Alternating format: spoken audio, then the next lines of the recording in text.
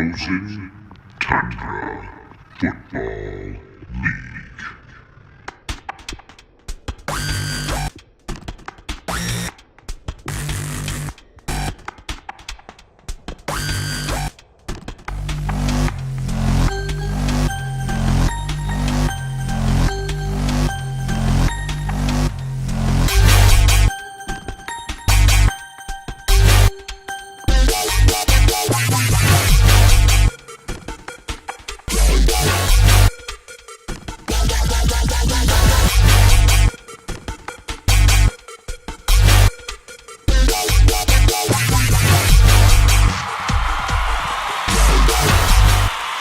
Well, hello and welcome back to all my friends and fellow FTFLers. And yes, any of you who may have just clicked the button because you saw this random picture on your YouTube feed or search bar, welcome to the longest running weekly episodic fantasy football update show. That is right.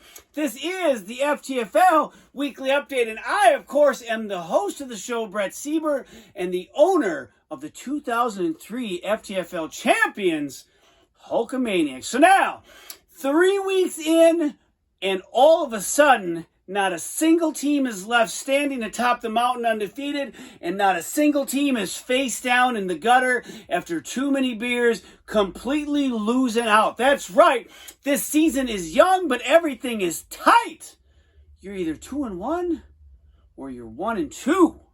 Not a lot of separation. I guess that's kind of how we like it to get things going. Now, of course, I, being a part of the Northern Division, would like to see the North bring it back a little bit of a slow start. 2-1 for Andy's team, the rest of us 1-2. And of course, in the South, everybody's 2-1 except for one team.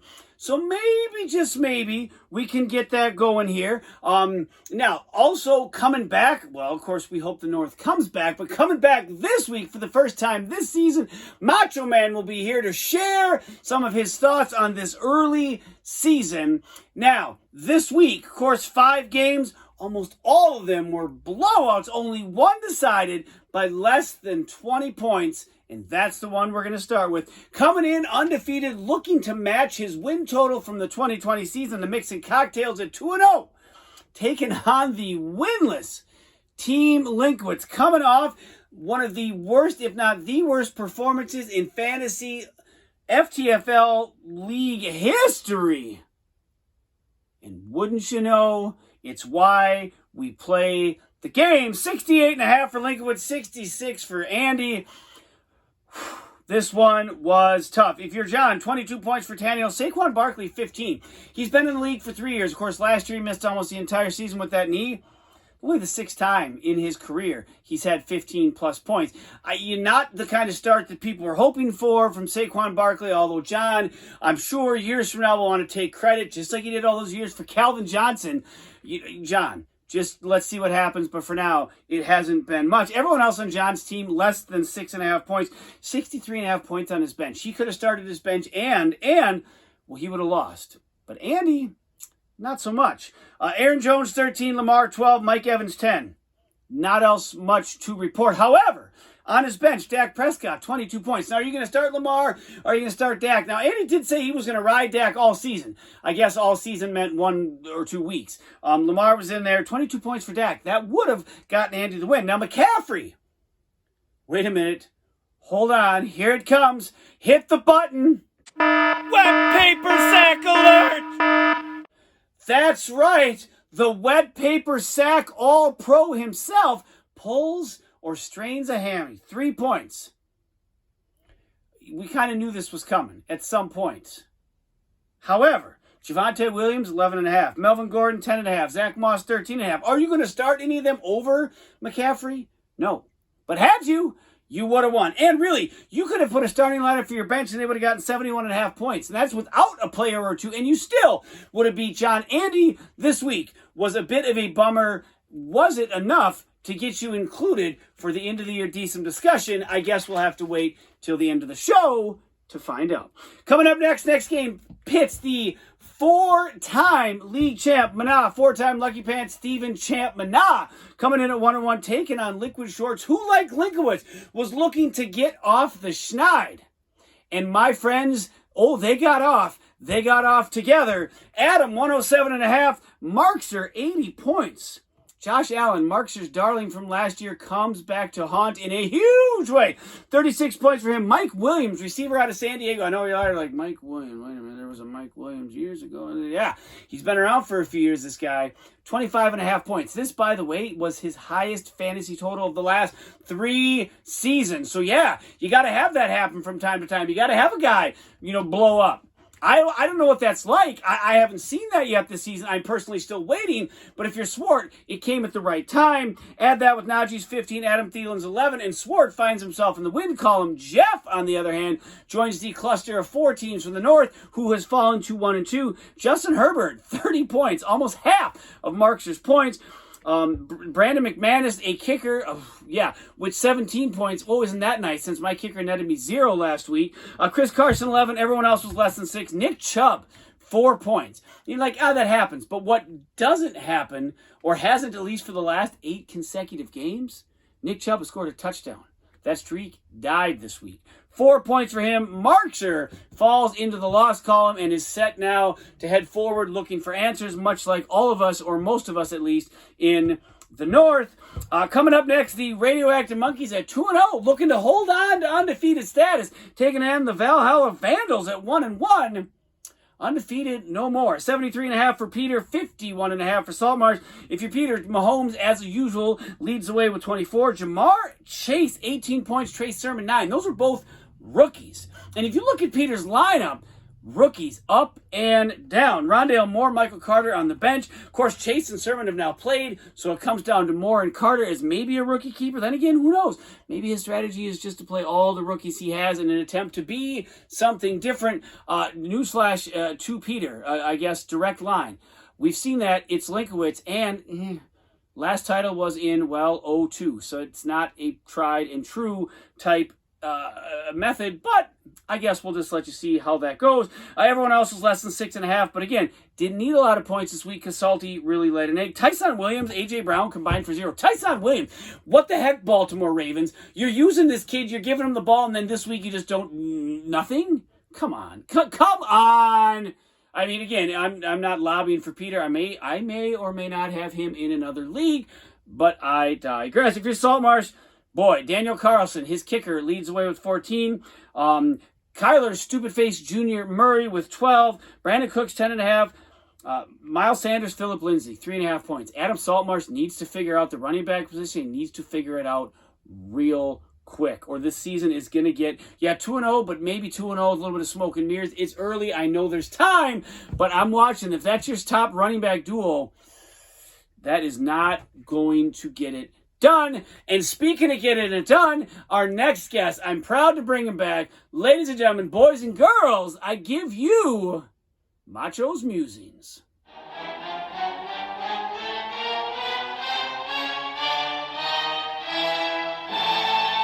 Oh, yeah! Oh, yeah! Oh, yeah! That's right. It is I, the Macho Man. First name Macho, last name Man. Yeah, FTFL, 21st season, in the 21st year of the 2000s. Yeah. I've got a lot on my mind. Season is young. Season is not very old. There's not a lot of season that's happened yet. But I've got thoughts. I've been thinking. And I'm going to start my thinking with you, Mr. Valhalla Vandals. Yeah, Valhalla Vandals. When I hear that name, I think of rage. Yeah, I think of destruction. Yeah, I think of all sorts of destruction. Yeah. But I'm telling you, I don't know. I look at that lineup and up and down the lineup, up and down. Yeah, lots of young players. And you yourself are a bit of a young feller. Yeah, I think your speed is probably more along those wet paper sack. Yeah, wet paper sack. You can fight your way out of that. Maybe, just maybe, yeah. You've got a chance in this league, but for now, I'm going to hold off on your little celebration or any sort of parade planning. Yeah, we're going to go ahead and take a little rain check on that. Yeah, all right, number 2. Yeah, number 2, Hulkamaniacs.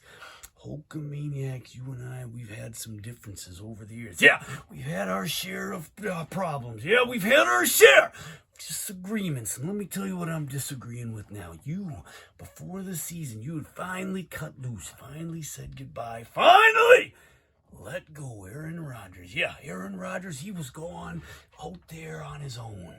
But what did you do? What did you do? You brought him back. You brought him back. Brought him back. And then when you did, you brought Dalvin Cook in and you sent Matt Stafford and Justin Jefferson on their way. And what's happened since then? Yeah, what's happened? You have won only one game. You have failed to score more than 82 points. And those 2 that you let go are far outperforming. Yeah, far outperforming the 2 you brought in. I think this one got a little bit of stink on it, and I think you're going to regret it. You are going to regret it. You are going to think to yourself, I shouldn't have. You're probably going to think to yourself, I wish I had that one back. Yeah, now speaking of wanting one back, you can be a lot of things in life. Yeah, you can be a butcher, you can be a baker, you can be a candlestick maker. But if you truly want to build things and you're an architect, yeah, you've got the brain, yeah, you've got the power of the mind, yeah, you've got the cells infused with energy and intellectual integrity, yeah, that's what you've got, yeah. But the architect, I'll tell you what you don't have, is the leg to stand on. All of a sudden, finally, after 3 attempts, you get a win over the lowly Hulkamaniacs. And now, this week, you put up the highest point total in your franchise's history. And all of a sudden, you're strutting around like you are the cat's pajamas. Yeah, the cat's pajamas. Well, I got news. News for you. Cats don't wear pajamas. No, they don't. As far as I see it, you're far less cat and way more, well, meow mix. Let's just go ahead and say that. I think you should bite your tongue. I think you should hold your word. I think you should consider very carefully what comes out of that mouth of yours, because I think in the end, you're going to find out that you just didn't have what it takes, and no one is going to be interested in what you, architect, are building. All right, that's been the musing, and I'll see you next time. Dig it! Woo! All right, well, the Macho Man, again, thank you for being on the show. I always appreciate your insight, even though this time kind of took a shot at me, and I get it, and trust me, I'm feeling it. I'm feeling it, and I'm feeling it because the next game up is the Hulkamaniacs at 1-1 taking on trade partner in Sid, Make America Great Again, 1-1. Now, for each team, Sid has not beaten me since 2018, and that, of course, went to the wayside this week as Sid barnstormed his way to 127 points to my paltry 82. Now, 82 is the highest score I've had this year as my team continues to underperform, waiting for that flip to be switched. If you're Sid, Matt Stafford, who, yes, was part of the trade, 34 points. Year to date, 82. Write that down, boys and girls. We're going to start doing some math here. Math lesson. Get ready. Justin Tucker, because of his stupid 66-yard field goal, 19 points. Justin Jefferson, Antonio Gibson, both had 16.5. Justin Jefferson, 36 points today. If my Invergrove Heights math is correct, that's 118 points on the season for the two of them. We're going to compare Rodgers and Cook here in just a moment, but I'm pretty certain you know where this is headed. Austin Eckler, 15. San Fran's defense, 1 measly point in their loss to the boogeyman, Aaron Rodgers. 37 seconds, no timeouts. Is too much time? Really? That's too much time? Holy cow. Holy cow. Of course, now Rodgers not as great as he was last week, at least in fantasy. Only had 16.5 to this week. On the season, 46.5. 46.5 to Stafford's 82. Metcalf got in the end zone, 15 points. Kamara did as well, 13.5 points. Keenan Allen also a touchdown, 12 points. Good numbers, but not great numbers as I wait for anyone to just get up and say, you know what, enough's enough. The Hulkamaniacs are back. Still waiting on that. And also waiting on yet another member of the All-Pro Wet Paper Sack team. Hit the button. Wet Paper Sack alert! Dalvin Cook. A stiff wind picked up, and I heard your ACL creak just a little. For crying out loud, man. Can you just try to be a little tougher? Can you just pretend maybe to be? I mean, come on. Year to date, of course, he got 0 this week. Year to date, 24. if my Invergrove Heights math is correct, that's 70.5 points to the 118. It's early, but buyer's remorse is starting to creep in. I fall to 1-2. Sid moves on to 2-1 and be part of that gridlock atop the division in the South. Lastly, who else will be there? The Pack Attack coming in at 1-1, taking on the Architect at 1-1. Now, Macho Man, of course, had some, I would say, rather biting words for the Architect. Now, I would say, yeah. So after finally 3 attempts, you beat me. This week, you scored the most points in franchise history, and boy, oh boy, someone's feeling their oats, getting a little mouthy on the website. To be honest, I like it. I'm glad that you're there. Thanks for taking part. 134 points for Matt. Devontae Adams had 20. Denver's defense 19. Ezekiel Elliott 19.5. Derek Carr 18. Cortland Sutton at 4.5 was the only person below 10. That's right. Everyone except for one person was 10 plus points. That, my friends, is how you win, and you win big in the FTFL. If you're Eric, 71 points. Cooper Kupp continues to be probably the steal of the draft. 22.5 for him. He has 68.5 on the season. Last year, he's already, if we compare his stats this year to last year, he's already over halfway to what he did last year. Now, he's another one of those folks that is a frequent flyer in the Wet Paper Sack Club. We'll see if he stays healthy. Could be one of those players that might, if Eric can get a couple more, to carry him to the promised land. Speaking of carrying, Derrick Henry throttled back this week, only had 11.5 points. Tyler Higbee, 10.5. Russell, stupid face Wilson, 10 points. You come out the gate fired. You march right down the field, touchdown. Next drive, say field goal, and then a touchdown. 17-0, and then what? Well, I think we're going to go ahead and take the rest of this game off. Come on, stupid face Russell Wilson. Come on! You're better than that. You know what was better than those 10 points, though? Clyde Edwards-Helaire. 13 points on the bench. Third highest of his career. Now, of course, his rookie last year, Eric could have drafted Aaron Jones. Said he took Clyde. Eric has just this week gone on record and said, I messed up. I made a mistake. Remember, we kept that chart up there all last season, monitoring that mistake, and he's finally owning up to it. And, of course, the 1 week he doesn't play him, Clyde has one of his best weeks as a pro. Doesn't matter. Wouldn't have mattered. Eric still got smoked.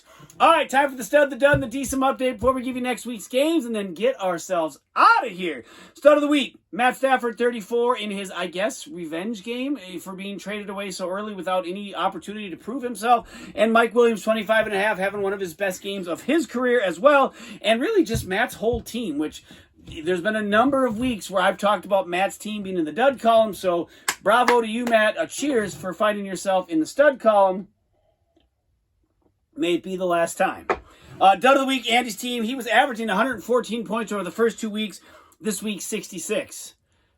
That was a huge drop-off and very dud-worthy. A decent update. Andy, you could have started Prescott over Lamar. You could have started any one of your running backs over McCaffrey. That I understand. This is a reach. You weren't going to start any of those players. However, had you would have won. You'd still be undefeated. Match your season win total from last year. But you didn't. And one can only wonder, is the slide on? I might be jumping the gun. There might be a bit of a hot take. But you never know. And speaking of hot takes, Swart, this week's reason you should win the DSM? 3rd week in a row, I got nothing, buddy. I got nothing. Maybe, just maybe, you won't win this year. So I think in order to guarantee that you don't, you probably have to go all the way to the championship game and win. Or we'll probably find a reason, so no pressure. No pressure. And really no pressure on anyone. We're all one game apart from each other as we head in to week 4. Make America Great to win 2-1, taking on the Monkeys at 2-1 for the first place in the South. Mixing Cocktails 2-1, taking on Mana, 4-time Lucky Pants, Steven Champ Mana. These are the last 2 champs of the league, squaring off for the first time of 2 this season. Valhalla 2-1, taking on the Pack Attack at 1-2. Only to, what is this hold up here? 500 South. Oh, sorry, the Pack Attack. You're the only team at 1 and 2 in under 500 in the South, which of course I did note earlier. I said a team. You are that. The team is under 500. Architect coming in at 2 and 1, taking on Linkowitz at 1 and 2, and lastly the Hulkamaniacs in the blowout bowl, I guess the loser bowl against Liquid Schwartz at 1 and 2. Both of us desperately trying to get to 500, which by the way is what our career all-time series record stands at. 500. 16, 16, and 2. That tie will hopefully be broken this week as one of us tries to inch our way back towards relevancy. Until then, my friends, week 4 is upon us. What do we got here? 11 games left in the season. We're not even at the halfway point, but I can feel it. The winds are changing and pressure is about to pick up. Until next week, peace! Where are you? I'm struggling. I'm done with voicemail. Why would it have to do with this? I don't understand. I won this year. I mean, look at all these studs. Amon Green, Jamal Lewis, Terrell Owens, Randy Moss, Brett Favre, Shannon. I mean, all of them were just flat out career years. Why would anyone be mad about... Wait a minute. All season? Huh. Go the distance.